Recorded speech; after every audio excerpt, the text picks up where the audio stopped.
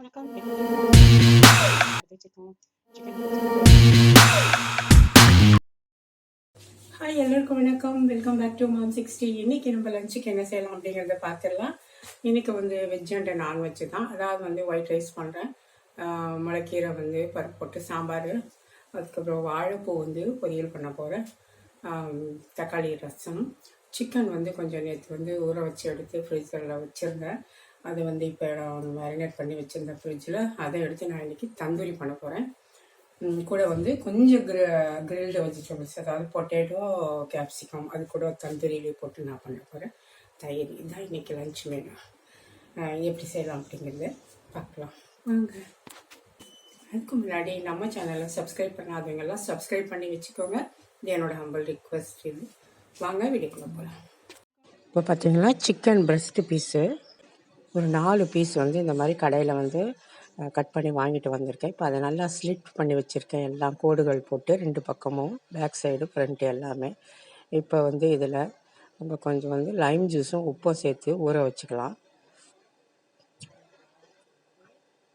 ஒரு 3/4 பழம் லைம் எடுத்திருக்கேன். அதில் ஜூஸ் எடுத்துக்கலாம். அதிலே கொஞ்சமாக சால்ட்டு போட்டுக்கலாம். மிக்ஸ் பண்ணிவிட்டு நம்ம இந்த சிக்கன் மேலே எல்லாத்தையும் 2 பக்கம் நல்லா தடவிட்டு ஒரு 10 நிமிஷம் ஊற வச்சுக்கலாம். இப்போ அதுக்கு மசாலா பவுடர் சேர்த்துக்கலாம்.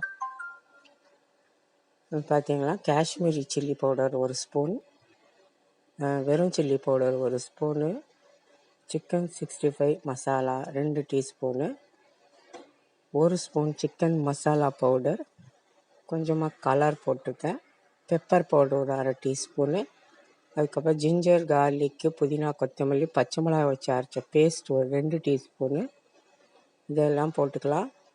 கூடவே தயிர் ஒரு 2 டேபிள் ஸ்பூன் விட்டு எல்லாத்தையும் மிக்ஸ் பண்ணிக்கலாம். இப்போ நம்ம ஊற வச்ச லைம் ஜூஸில் ஊற வச்ச சிக்கன் பீசஸ் எடுத்து அது மேலே இந்த மசாலா பேஸ்ட் எல்லாத்தையும் 2 பக்கமும் நல்லா உள்ளெல்லாம் போகிற மாதிரி நல்லா தடவி விட்டுக்கலாம். தடவிட்டு ஃப்ரிட்ஜில் ஒரு 1/2 ஹவர்லேருந்து 1 ஹவர், இல்லை அதிகமாகவே வச்சா கூட பரவாயில்ல. ஃப்ரீசரில் வைக்க வேண்டாம், நம்ம நார்மல் இடத்துல வச்சிடலாம். இது கூடவே நான் மசாலா மீதமாக இருக்குது, அதனால் ஒரு பொட்டேட்டோ எடுத்துகிட்டு ஸ்லைஸ் பண்ணிக்கிறேன். அதில் அந்த மீதி உள்ள மசாலாவும் சேர்த்து வச்சு தந்தூரியில் போட்டுக்க போகிறேன். அடுத்து இப்போ நம்ம வாழைப்பூ பொரியல் செய்துக்கலாம். அதுக்கு வாழைப்பூ எடுத்து வச்சுருக்கேன். இதை இப்போ நைஸாக கட் பண்ணிவிட்டு நம்ம தண்ணியில் சேர்த்துடலாம். கூட கருக்காமல் இருக்குது கொஞ்சம் மோர், உப்பு சேர்த்துட்டு தண்ணியில் போட்டுடலாம். இப்போ ஒரு கடாய் வச்சுருக்கேன். அதில் கொஞ்சம் எண்ணெய் விட்டு நம்ம வாழைப்பூ பொரியலுக்கு கடுகு, உளுந்து, சீரகம் எல்லாம் சேர்த்துக்கலாம். தாளிச்சிட்டு கொஞ்சமாக ஆனியன் போட்டு வதக்கிக்கலாம். அஸ் யூஷுவல் எப்போது செய்கிற பொரியல் மாதிரி தான்.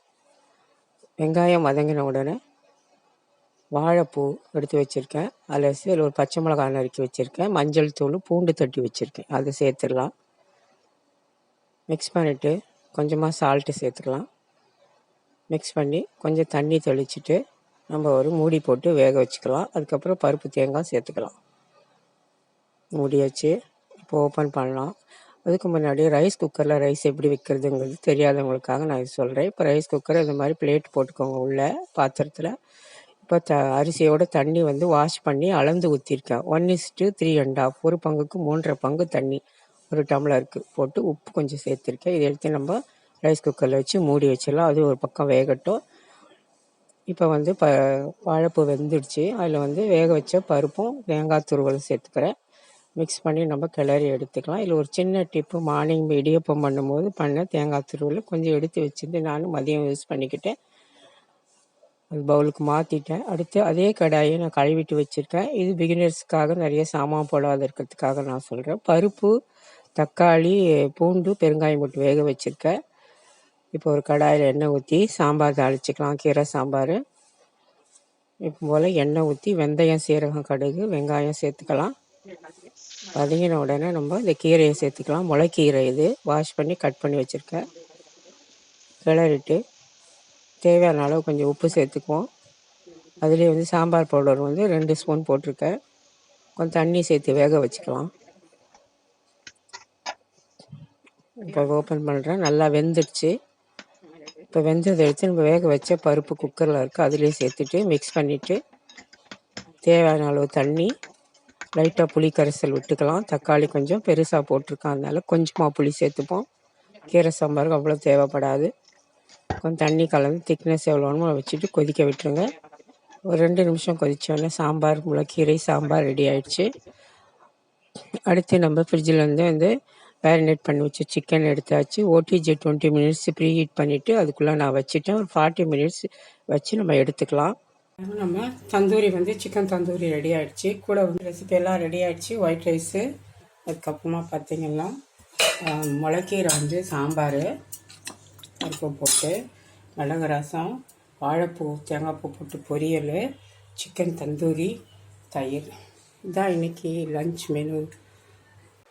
ரெசிபி எல்லாம் உங்களுக்கு எதாவது பிடிச்சிருக்குன்னு நினைக்கிறேன். பிடிச்சிருந்தா அம்மா 60க்கு லைக் ஷேர் கொடுத்துருங்க. மறக்காமல் நம்ம இன்னொரு விளாகில் சந்திக்கலாம். நன்றி, வணக்கம்.